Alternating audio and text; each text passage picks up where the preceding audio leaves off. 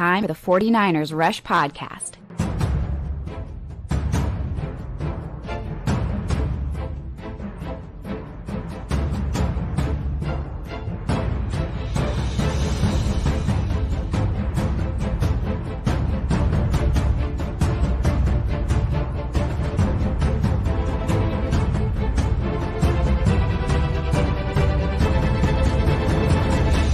And here's your host, John Chapman.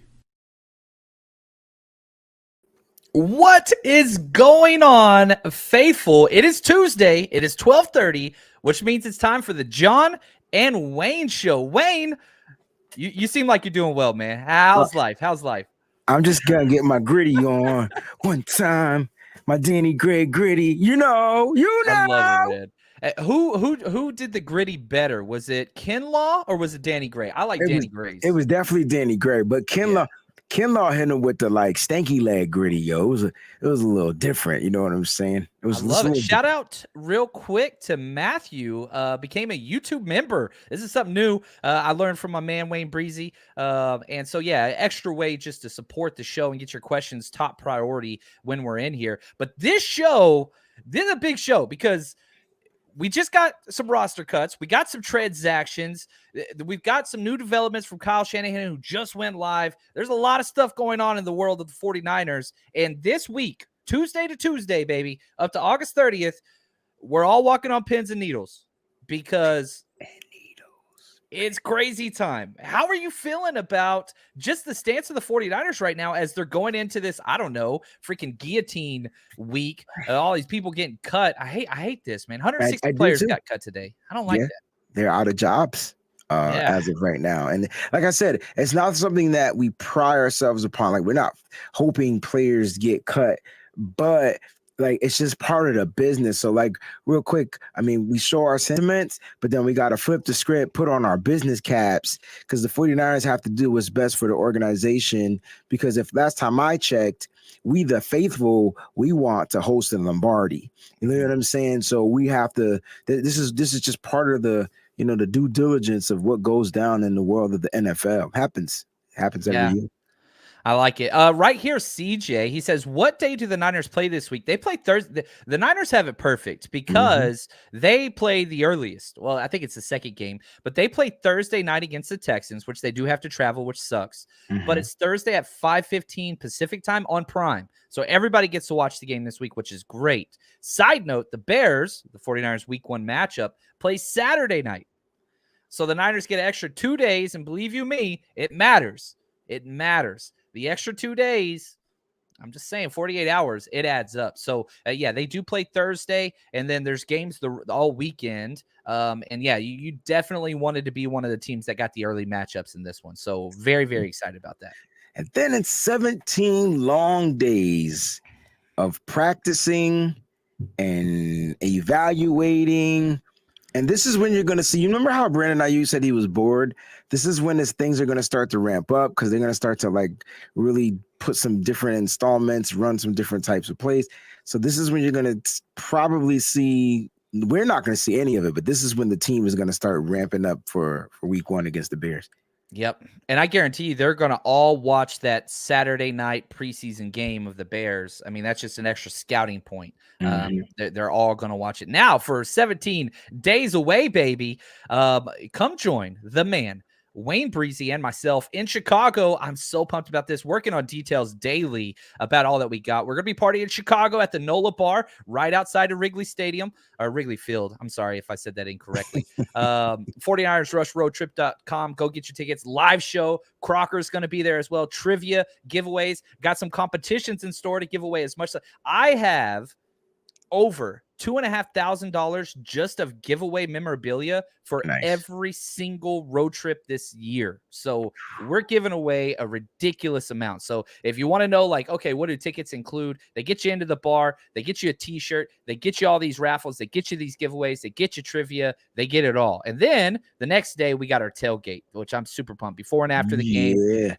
Yeah, we're going to be right there on Lake Michigan, right next to Bear Stadium. unlimited beers and brats, $30, 49ersrushroadtrip.com. You know what it is. Yeah, I'm excited to hang out in person again, Wayne. It's been too long. Man. It's been like, dang, I ain't seen you since the draft, bro. We gotta do this. What's going on, Juan? We gotta get together more often, man. Now that COVID ban is kind of like uplifting, and I ain't worried about no damn monkeypox. We're gonna have some fun this year. Yes, we are. Now, let's do this, okay? We got a lot of stuff to get to. This might be a little bit of a long episode. I'm a little too amped up. Coffee's been flowing today. Let's get the cuts out of the way. Okay, so cuts came across. Clayton, if you could throw that up there. We're going to list them. Then we're going to deal with each one of them individually, okay? So first off, just pure cuts. Austin Mack, the wide receiver, cut earlier this week. Just across the timeline just happened. Tight end Tanner Hudson. Offensive tackle Sam Schluter. Linebacker Jeremiah Gemmel. Those are the cuts. That's your boy.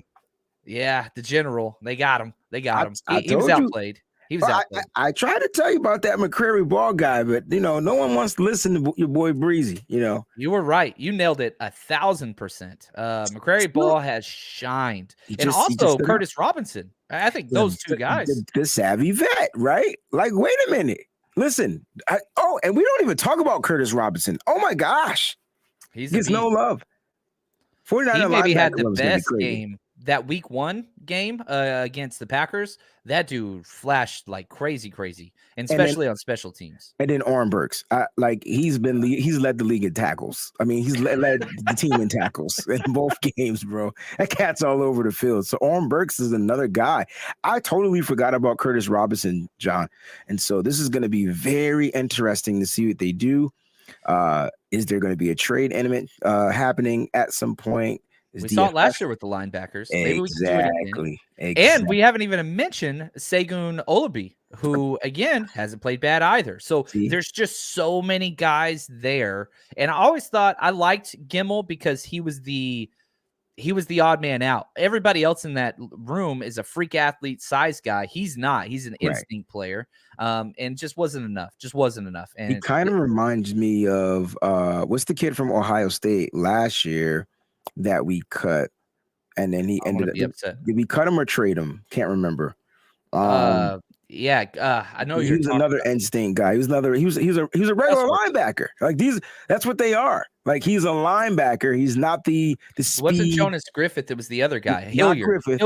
Justin Hilliard. Yeah, it kind of reminds me a little bit of Hilliard. Gemmel. Yeah, so that's the linebacker. I mean, they just got so many guys there. And here's another thing that I think is important. These cuts don't usually mean – let me rephrase that. The cuts usually are to positions where you're getting players back. Mm-hmm. It's a numbers game more than a you don't belong game. There's just so many linebackers, and they're all healthy now.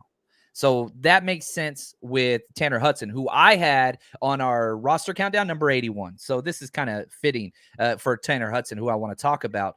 He has shined. He's been a preseason freaking stud.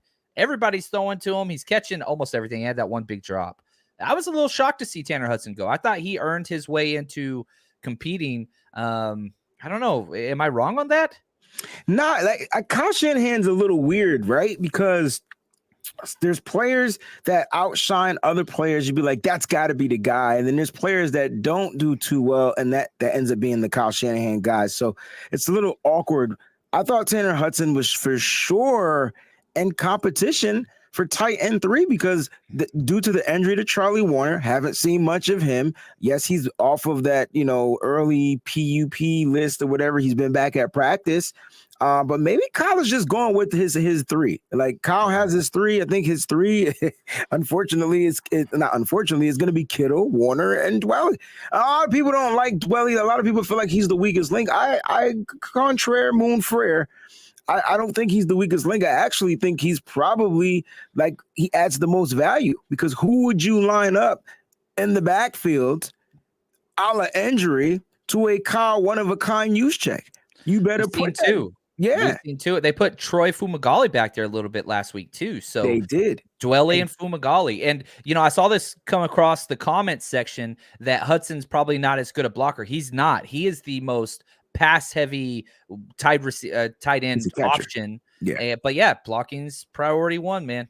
And Shanahan, he's talked about how he doesn't really care about the games as much. So it matters what you show in practice more than the games, the preseason games. Correct. Yeah, we'll see there. So you're sticking with Dwelly, Warner, and Kittle for your 3 I think it's going to come down to like that Dwelly and Fumagalli because of their lining up in the backfield aspect. You know what I'm saying? And so that's probably going to be on that 53. That's going to tell you who makes that team is going to be one of those guys. And I think Warner is just, when you want to go 13 personnel, you better have a Warner in there, because you're trying to get Kittle the damn ball. Yep. So you better have Warner in there, because there's going to be some 13 personnel, guys. When will you see it? Probably around the goal line. I think the 49ers going to be on the goal line most of the time throughout the season. So you want them to be able to execute and get home, and you're going to need some of those big guys out there. And then I think that's when you see maybe like a one wide receiver set. They go 13 personnel. They bring out one wide receiver and a running back, right? And then so that wide receiver, in my opinion, would be Jawan Jennings. Ooh, go big. Go big. I like that. I ain't mad at that at all. Pause. It's the old version of like the wing T, baby. You just get all those big bodies in tight and you just do some damage. I like it. We're tougher than you are. Deal with it. Now another cut. Probably not much of a surprise. Offensive tackle Sam Schluter. I had him number 79 on our roster countdown. Hasn't really looked great. This didn't seem like much of a surprise. And it's weird though, right? Because he ended up he got injured. And so you can tell, like, he's the reason why, like, the injury was more to the reason why he was cut, which, John, from your perspective, I think this is why what you said at the very beginning of the show, you will see Sam Schluter on the practice squad. It's a numbers game. So you factor in the injury. Nobody's going to pick him up because he's injured. 49ers, he gets uninjured all of a sudden, and then the cat ends up on the practice squad come after the 53-man cut. There you go. And the tackle's just such a weird spot. It's just weird. School actually looked considerably better on the left side. That dude needs to never go on the right side of the center again. That's what it is. Derek Zoolander, that dude, and just keep him on the left. He doesn't go to the right side ever. I know Derek was opposite.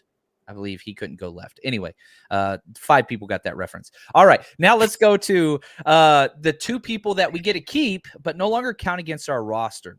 Okay. None bigger than Jason Verrett lands on the PUP/reserve. He goes from PUP active to PUP reserve. And we're going to cover kind of all the details of that. But here's what you need to know more than anything.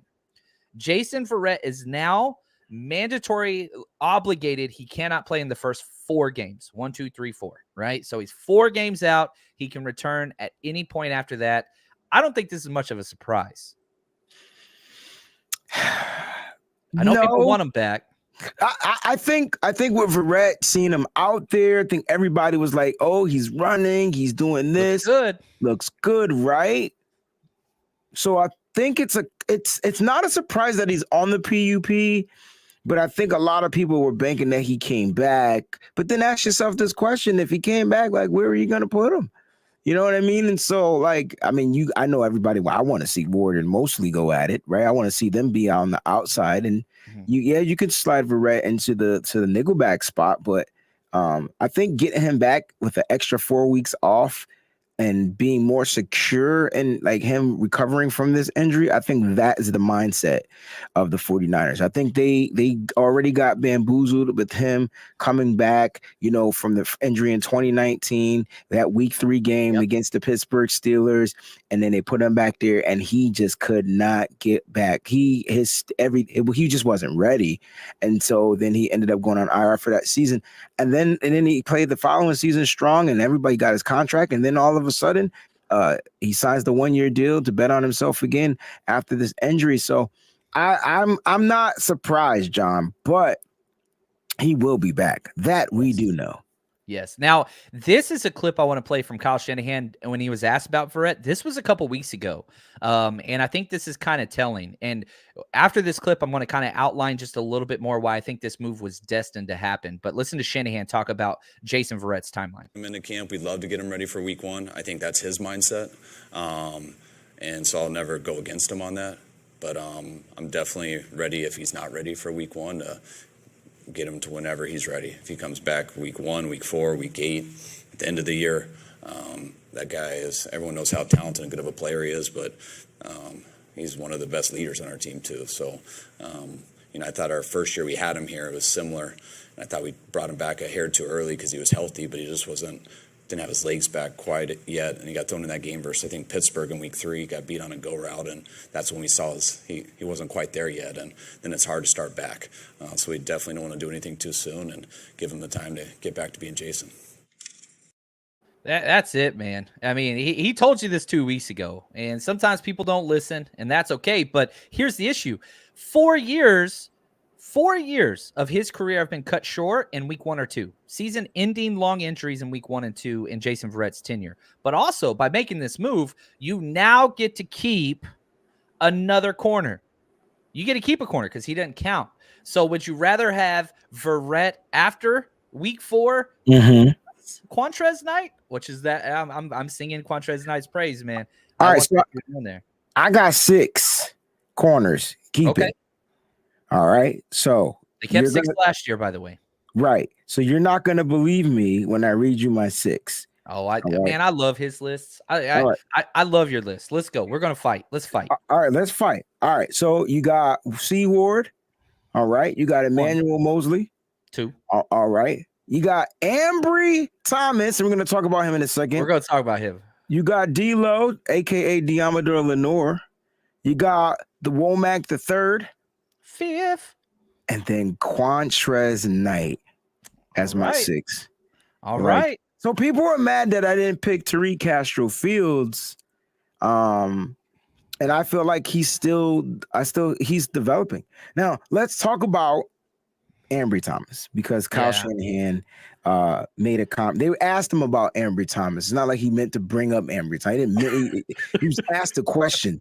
And so I want to put this out there, because I feel like if you would have asked Kyle Shanahan about anybody, he would have said anybody's out there competing for a spot.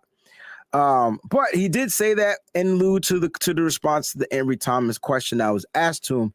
And so I liked it, though. I liked it because I want Ambry Thomas to go out there and compete. Nothing should be earned, bro. Nothing should be given to you, handed to you.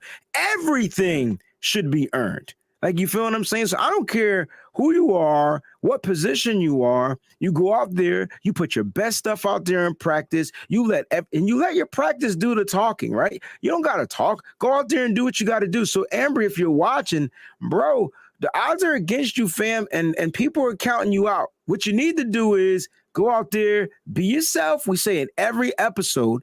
Go out there, get out your head, and do what you do best, bro. For one point in my life, I want the kid to play with his instincts. Like, stop playing in your head. Just play football. And I think he'll be much better. I don't know who talked to him that week 14 against Cincinnati. I believe that's who we played, when he kind of shut down T. Higgins. And then when they put him on Chase, he was pretty good. Like, listen, it is what it is, but he's got to go out there and compete. Here's the Shanahan clip when he was asked about Ambry Thomas and his injury. I just want to see them battle to make the team. The same with Demo, same with all those guys. I mean, after our starting 2 guys, and we got some guys really competing, and that could go anyway. I know Ambry wants to get out there and compete, but unfortunately he hasn't been healthy. I mean, he tried as hard as he could to go last week. He definitely couldn't, and that's pretty obvious because he hasn't been able to go this week too. So he'll hold out hope. We'll hold out hope that he can get a chance versus Houston. But unfortunately, he's been hurt right now. Now, here's my question. Okay, go ahead, because there's the context, but go ahead. If he's hurt, and if he cannot go against Houston, which it sounds like he can't, the last practice was today, it doesn't sound like. Has he done enough to fight for his job? He's not going to be able to put anything else up on film or in practice to show the job is his. Has he done enough? Now, no. But can you talk about overall? Like, so now let's go back and look at his overall game. You don't make the playoffs without that dude. I'm just saying. And so I know a lot of players do regress. Don't get it twisted. It happens. It usually happens, kind of like toward the tail end of your career. But the kid has been unhealthy. And you heard the coach say it. But then you also heard the coach say that Lenore got to compete and this person got to compete. Y'all forgot about that part, huh? I thought y'all was going to pull one up over on Breezy and just leave it at Ambry Thomas and cut the tape off you because y'all thought John didn't have the clip. Bang, bang. He was loaded up with the whole clip. Oh, man. I love it. Josh, I love it. 49ers faithful forever. Could we just consider he's an absolute horrible guy in practice and plays better in games? Some people are gamers. Some people are just gamers. Bro, it's real. That's like a for real thing. All right. Trey Lance sucks at practice, especially when he's not wearing pads. Yeah. Do you ever peep that? It's weird, isn't it? He's usually really the opposite. It's usually the opposite. When he has no pads on, he's terrible. Like, not terrible, but he's like less than 50%, like just not seeing the game right. And maybe because he's just not equipped and he needs the full equipment on because it puts him in a different mindset. And then in the game, he goes out there and he lights up teams. Like, maybe that's Ambry. I will say that I saw somebody put in the chat earlier that the final spot is between Tariq Castro-Fields and Ambry Thomas, which I feel like is rough for you, Wayne, because you're kind of a Penn State. I hate Penn State. This is so funny, yo. There's no way Tariq Castro-Fields. The only way Ambry won't make the 53 is if he's injured. How about that? Bang. Yeah. Let's leave it at that. That's the only way he won't make the 53. They'll have to cut him. I think he's making it. I know he's making it, but I'm saying the only way he won't, because if you look at what Kyle is doing, he's releasing injured players. You said it's a numbers game.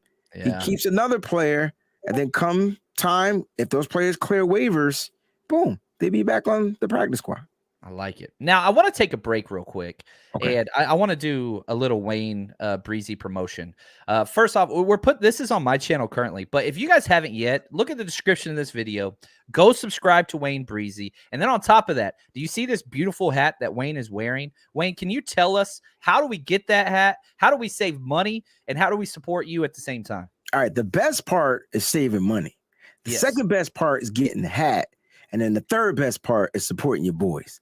All right, so you can save $5 on your purchases if you go to residency.com, www.residency.com. That E's with a 3. Don't get it twisted. It's R3. Second. Yeah, the second E. You know what I meant. RESID3NCY.com. You go there, you make your order, you type in the promo code SF, San Francisco, Breezy, BREEZIE, and you'll save $5 off your purchase. I'll also make sure that I post the link inside of the description of the shows as well. Love it, man. Look good, great company, and support your man, Wayne. Wayne, what? We still got some more content, but while we're talking about you, where can we watch you this week? What's your schedule looking like for? All right, cool. So tomorrow is Wednesday, right? So tomorrow night we're going to be doing a Nitty Gritty Niners preview matchup for the Houston. That's going to be at, I believe, 8:30 p.m. Eastern Standard Time. So that's like 5:30 y'all time. And then Thursday and Friday, 11:30 a.m., the Wayne Breezy Show, where we talk nothing but 49ers talk. John, I'm hoping you'll be a resident guest on the Thursday show as we continue to move door forward. Open for me, man. Yeah, man, the door's always, I'm going to leave the door open. Can't hit the notes right now, but yeah. I will say this. My son, he's on the freshman football team. They play on Thursdays. Oh. So that's a rough one for him. I could go live from the stands. Or you can come on Friday's show if you're available. Now we're talking. All right. See, it's an easy fix, bro. My thing is, I love the content creators, and I really love you. And so I want to get you seen on my network, on my channel, on my platform, because they need to get to know the real John Chapman. Won't the real John Chapman please stand up? So there we go. I can't stand up right now, but yeah. No, don't stand up right now. Now, okay, there was another big roster move, and this one, we're going to use this to hopefully learn a little bit. I want to educate people on all these different terms and whatever. The NFI list, Khalia Davis, who was, again, a late draft pick this year, defensive tackle. He goes on the NFI list, the non-football injury, even though he got hurt when he was injured. Very similar rules, but a little bit different. He misses the first 4 games as well. The main difference is he doesn't get paid. Now they reach a settlement, a per diem, as long as he's at the thing, but he's not getting his salary, the minimum salary that players get in the NFL. Also, if Khalia Davis is not activated in the 6 to 10 week window, he has to miss 4 games, but he could come back. But if he isn't activated, his season tolls. And what that means is next year would be his rookie year. Just like what we saw with Juwan Jennings, where in fact, he's in his 3rd year that he's been in the NFL, but he only has 2 years under his belt. So he has an extra year contract obligation on his rookie deal. So that's where Khalia Davis is. What's up, Rohan? I love it. So understand the pup, 4 games missed, but you get paid and it counts as an accrued year. What's an accrued season? This is important for contracts. That means you have to be active a certain amount of games, and that's where it gets kind of different. So an accrued season is when you're active or injured for 6 or more games, okay? I know we're getting a little wordy here, but I'm trying to help everybody understand what that looks like. So that figures into rookie contracts, salary cap, all that kind of stuff. So that's why that's there. Hopefully that makes a little bit of sense. A little bit. I get it. So it's not 10 games. It's only the first 4 games. Right. And they keep changing it year after year. The NFI last year was 10 games. They switched that back to 4. Okay. Understood. Also, other like the pup was 6 games, right? And now they switched that to 4. Yep. Pup was 6. Now it's down to 4. They also changed IR rules. Now there's 2 IR rules. Okay. The IR, if it's before August 30th, your season is done with that team. So that's what we saw with Leon O'Neal. He goes on the IR for the 49ers. That means he cannot play for the 49ers in 2022, no matter what. So usually what happens, they come up with a compensation package. They cut him. He can go sign with another team, get healthy, play in December, January, whenever he's healthy, right? If you go on IR after August 30th, then 4 games, just like the pup, just like the NFI. And you can come back, but you have to miss 4 games. Now, let's get a little weirder. The CBA, they keep adding new little caveats, and that's okay. You have 8 players. There we go, 4 and 4, that can come back off of IR per team. So that's it. Only 8. Last year, the 49ers had 8. So there you go. That's what that is. So you got guys that can come back, but that August 30th date, that's key. Next Tuesday. All right. So that's final roster cuts. Hey, man, Jimmy will be cut August 30th. Never underestimate the stubbornness of Kyle Shanahan. Listen, I saw your tweet and I was like, man, he's talking about Jimmy Garoppolo. I didn't even have to know what you were talking about, and I knew that. And Keith specifically said, hey, man, it's a possibility. I hate that. And we know there's a possibility. Just give us a concrete answer.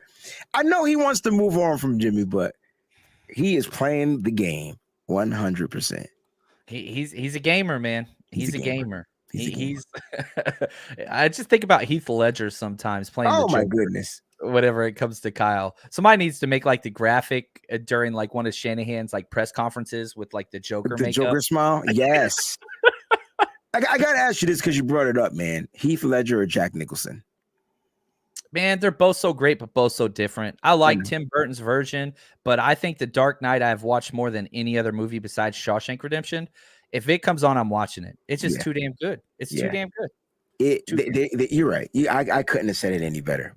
Jack was the originator on how we wanted Batman to be then, but Heath took us to the dark side of the Joker. I'm a big Christopher Nolan fan. Burton's amazing. I love Burton, what he does. Facts. But yeah, I'm going. Yeah, Heath Ledger by a mile there. Now, okay, so let's go to this. Let's transition. Let's talk Elijah Mitchell and let's talk about Mike McGlinchey. Shanahan was asked, what's going on with Elijah Mitchell? He's still not out there practicing. This is a quick clip, just 5 seconds. Here you go, Kyle. Yeah, on schedule. We won't get him this week, but things are looking to have him back for week 1. We won't get him this week. Those numbers, you said 17 days. So that's a long time. That's 2 weeks and 2.5 weeks, just about. So that's a long time. I don't think Elijah Mitchell is going to be ready week 1. I don't think so either. So here's my question. We do this every freaking week because it's just such a damn mystery. Let's just play hypotheticals. I think Elijah Mitchell's going to play week 1. I think he's going to start week 1. Okay. I have him in fantasy leagues. I'm going to be rolling with him. However, let's just say something happens and he's not active. Who the hell is the starting running back for the 49ers week 1 if Elijah Mitchell for some reason can't go? Jordan Mason. That's who I want. It won't be Jordan. It won't be. It won't be. It'll probably be Trey Sermon. Gosh, man.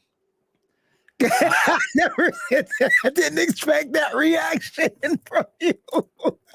No, but seriously, it'll probably be Trey. And it might be good because now he'll get the bulk of the carries. Listen, we've seen what he's like when he gets the bulk of the carries. He's terrible when he doesn't get the bulk of the carries. I was doing my Patreon breakdowns this week, and somebody, I think Eric commented on there. Eric, shout out to Eric. He said, he's listened to every one of my breakdowns. He's a loyal supporter. Thank you for everything. He said it was the first time he's seen me mad. Is this ED? Eric Dane? Eric M. I think my okay. Name. Awesome guy. He's come to a lot of the road trips. He said he's like, that's the first time I've seen you mad at somebody during one of your breakdowns. I was pissed.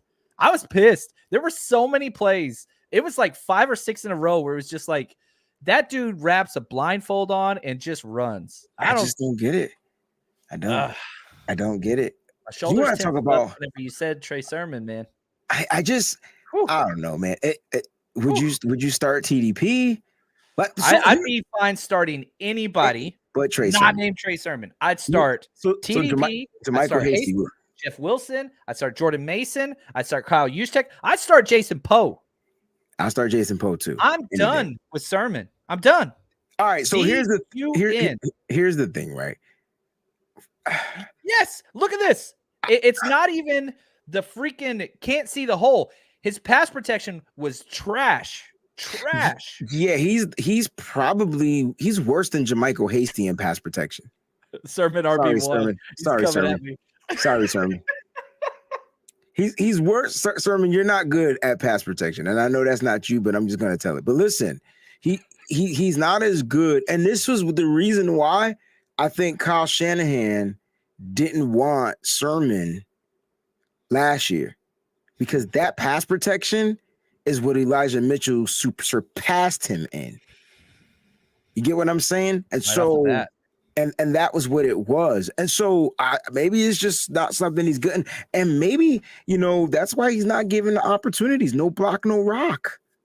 Yeah. Look, Katie, but has Sermon had enough opportunities? No, he's gotten over 6 carries each of the last 2 games. Yeah, I think this is like his last game. This is the last game. Yeah, but you're saying, all right, so Jordan's getting what, 10? Oh, TDP's getting the bulk of the carries, right? 10 plus. Mason's probably getting almost 9. He didn't get any carries until the end of the game. And the reason why he kept getting carries is because he kept getting first downs. They kept chewing the clock. You can't chew the clock if you can't get a first down. If you get stuffed on 3rd and 2, you get stuffed in 4th and 1. John, you can't factor in the fact that he was playing against like Pop Warner kids. Switch them then. Switch them. That's what. And this week. Yeah, switch them. We got a whole first half, bro. And the Texans came out and said they're playing their starters. They better. They're playing all of them.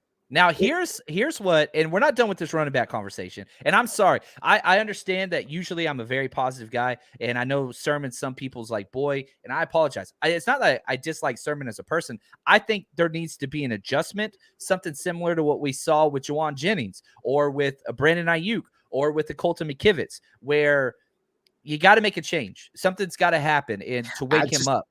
Honestly, I don't think. All right, I'm gonna be honest. When it comes to Sermon, I don't think Sermon fits anymore. And I think that the 49ers were willing to do what they had to do to fit him. And I think that the 49ers now have running backs that fit them, if that makes any sense. And so when you look at Sermon, you're like, all right, if we go back and break down his Ohio State film, he was 95% lined up in in shotgun, right?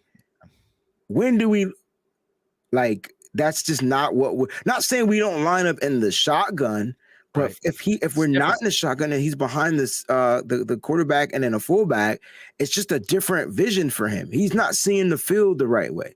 So he's probably saying like, dang, if it was just me, which makes no sense because usually when you have a blocker, you just follow the mother sucker and then you make your cut, right? But when he doesn't have that, maybe he's able to play better. I don't know. I don't know. I'm just trying to figure out. Okay, Jacqueline, she said his time is up. Damn, y'all ruthless, man. I know I gotta make sure. Guys, let me know if I'm ever slipping in content creating because I don't want my time to be up. Y'all are some ruthless people out here. Woo. I'll say, but man, I think it's a very forgiving. I think people are just upset because they haven't seen it. And it's been 2 years, and running back is the easiest transition from college to the NFL. And you're seeing undrafted free agents guys do it. You're seeing 6th-round picks do it. You're seeing all these other guys do it. I agree. But Sermon's never showed it yet. Can you and I on the Patreon watch the Seattle game and with the fans? Or can they watch it with us if we go live? I have the NFL Plus. We should be able to get it. Let's pick a date. Let's watch. That's the only game we need to watch. That's the only game we did good in. Last year? You're talking about last year? Yeah. It's the only game we did good in. I'll cut the clips. I'll cut the clip. I'll cut every single Sermon clip. You don't even got to do that. We're going to Patreon and just we don't have to monetize. We're just gonna show it. We're gonna show, and then we're gonna go through his runs. Man, that's the one game he almost had 100 yards. I felt like he would have had 100 yards, but Kyle's stubborn. Yeah, that's true. You ain't right. We've said that several times. The only reason why I want to watch is because I want to see what he did successfully in that particular game. Like, why was he able to be successful? So now we get to go back and watch how the 49ers were lined up, all that type of stuff, what type of personnel they were in, because I can't remember off the top of my head. That's why. I like it. Now, okay, let's do this then. Shanahan, I would do that trade in a heartbeat. Tevin Jenkins for Sermon. Hell yeah. Trade in a heartbeat. With your lineman. Let's go. Now, the one thing that they do have up there is they got a bunch of running backs, so I don't know if they would, but it's his home territory. Shanahan was asked about JaMycal Hasty. Listen to his tone whenever he talked about Hasty. Hasty's been solid. I mean, he's been solid since he's been here. That's why he's made some big plays in games. So whether it's in the pass game, run game, he's always tough on special teams and protection, and he's done a good job. And guys who are like that, who now I think this is his 3rd year with us, and he does keep getting better, and that'll continue to happen with him. Hasty ain't going nowhere. Hasty ain't going nowhere. That is Kyle Shanahan's guy. Pass Pro was magnificent this past week. Magnificent. I'm trying to tell you, bro. And he used to be the weakest link in pass protection. 3rd year, bro. Time. Yeah. He ain't going nowhere. It's calculated time, John. Calculated time. Kyle, he put players. Damn, he can develop some players now that I think about it. We weren't seeing much of Hasty, and every time we got a glimpse of what Hasty could be, he got injured, according to Kyle Shanahan. Then he stashed him. This might be the Hasty year, yo. He's going to be the running back, bro, if Elijah Mitchell doesn't go. And I think Hasty is more of Jet McKinnon-ish, like the real Jet, the guy that they thought the Jet was going to be. Yeah, I mean, he's got the speed, but, I'll say this too. Guess which high school? He went to the same high school Hasty did as Trent Williams. I'm just saying. Get out of here. I went the same high school, baby. I don't know why you knew that. Because I've got issues. I've got a lot of issues. That's okay. That's okay. Anyway, now Clayton, the man behind the scene, has been crushing it this episode. Before we jump out of here, are there any questions we didn't get to, Clayton, that we want to see? Questions or comments before we jump out of here? Yeah, what's going on, guys? What's up, Sexy? Hey. I'm seeing a lot of comments about Jason Poe. Looks like he's been running with the ones a little bit in practice. Maybe we want to touch on that a little bit. Now, here it is. This is where it gets funny, right? So they asked Kyle about that today. He's like, oh, he was out there? I love our coach, bro. Oh, he was out there? Man, Chris rotates those guys in all the time, man. I have no idea who be out there. Kyle, is he bull cripping with us, yo? Kyle don't know who's... Thank you, John. Go ahead, bro. I'm shutting up. I just don't. I'm saying this. 2 things. I think there's 2 coaches that can do whatever the hell they want at any time for the 49ers. Chris Kuceric and then Chris Forster. And so he has complete control over the offensive line. And Kyle even asked, did he get in there on the ones during the game? Did he? That's what I'm saying. That's why I was laughing. Yeah, it was a little, and I love Poe as much as anybody. We've been Team Poe for a long time, but no, I don't think that that's even a remote possibility. I still think that he's on the bubble for this roster. I hope he makes it. Not sure he will. This Texans game is going to be key. It's going to be all right. key. So hear me out. All right, here we go. I like it when he prefaces his rant and his posture changes. You know you're about to get served. Let's go. Preach. So the way Jason Poe is set up, he's the typical Kyle Shanahan type of a player. Well, ask me, what does that mean? That means he is capital V versatile, right? He's versatile, right? That's what Kyle wants. They got him working. They got him in there with the ones now. He's getting the whiff of the things. And I'm going to say this. If I had to grade Poe game Green Bay, I would say it was like a D. But if I had to grade him in Minnesota, I give him a B. This cat was pulling from the left to the right, from the right to the left. And yes, he still has work to do, but this is good for him to get this work. I potentially would be curious to know if Mike McGlinchey is hurt. Why don't you just slide Spencer Burford back over to the right tackle, put Jason Poe at the right guard? You got Aaron Banks at left guard. I know the line is young, but why would that be a bad idea? John Clayton. It's a lot of moving pieces, and it might be your best five. It might be your best five. I don't think they're going to do it. They never get that crazy, or I don't know the word. That flexible. Never say never, bro. I haven't seen it yet. Right. And I never thought Spencer. I never thought a rookie, not Spencer. I never thought a rookie would be doing this well and this complicated ass offensive line. Yeah, and he's never played the position. Oh, wait a minute, that's the best part. Yeah, never. He fits. He fits. Now, you brought up McGlinchey, and we saw this on the chat here. Are you more concerned about McGlinchey after the interview? I didn't pull this clip, but Kyle was asked, what about McGlinchey's timeline right after Elijah Mitchell? And he said, we're expecting him to be ready week 1, but it was a little bit more hesitant. There's no doubt about it. And so McGlinchey's got some issues. Man, I think they're nervous. And the setback, even though it wasn't in the same spot, it was still on the same leg. And I think they're just being extra precautious, right? I mean, and they should be. They should be. Yeah. I think that's what it is, bro. I think in the same way they are with Jason Verrett. I mean, you guys remember 2020. I don't need to remind anybody about 2020. And then you saw what happened to Jason Verrett in the first game in 2021 when we didn't pull out our starters in the game that we were up by. Listen, I just think that they're just going to be extra precautious. So listen, Colton McKivitz, it's your time. You either put up or shut up. Yep, I like it. What is the timeline for Ward? Asked Tobias. That hasn't been detailed, but he's been out there on the field. He seems good. I'm going to assume it's almost the exact same thing as Elijah Mitchell. I think 1 more week we'll start seeing him in practice ramp up, because again, he's somebody. Elijah Mitchell's somebody. Charvarius Ward's somebody. They don't need a lot of time. It's a soft tissue. They've had experience. They're going to be fine. They just got to get back to football speed. And so you want to wait till the last minute and then bring them out there. So I think that's key. So I think 1 week. I think 1 week there. I hope you're right, man. Because I know people said, "Oh, we don't need him against Chicago. You don't. We don't need him against Seattle." Seattle maybe. Yeah.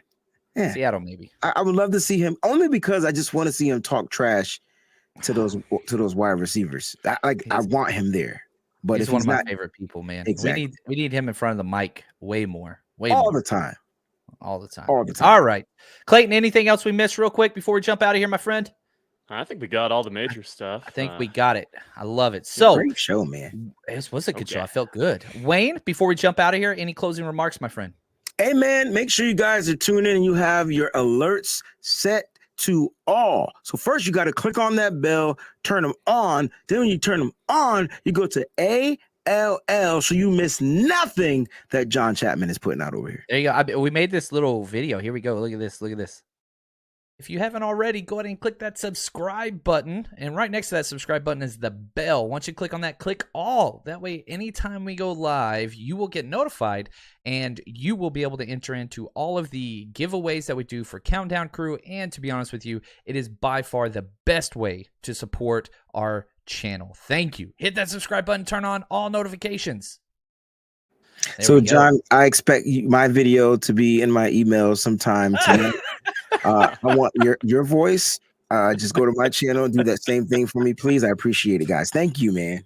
Oh, that's awesome. And we're giving away those 2 free tickets to the 49ers home opener. All you got to do is show proof of you turning the notification bell on. You can email it to us at 49ersrushpodcast@gmail.com or go to our Twitter at JL_Chapman. It's our pinned tweet. Retweet that with a screenshot of that.